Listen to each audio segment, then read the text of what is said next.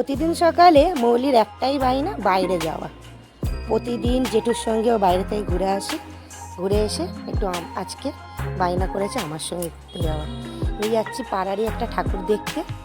আজকে ভোরবেলা ঠাকুরটা এসছে, খুব সুন্দর প্রতিমাটা দেখুন, ভারী মিষ্টি। আর এই বাচ্চাদের নিয়ে গেলে তো হয় না, বায়নাও আছে, এখন বায়না করছে এসব কিনে দেওয়ার। রয়েছে ফুলঝুরি, তুবড়ি, আরও অনেক কিছু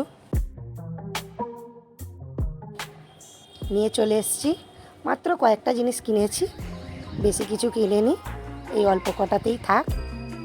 আর দাদা, ওর বড়দাদা এসব কিনে এনেছে।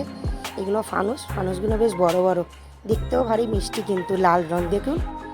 আরও আছে ছাদে, রোদ্দুরে দিলে নাকি সব ভালো জলে আর কি। দেখুন কত কিছু কিনেছে ওর বড়দাদা।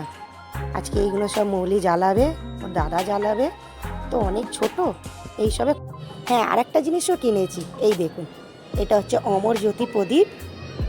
কেমন লাগলো একটু আমাকে বলবেন, ভারী সুন্দর লাগছে না?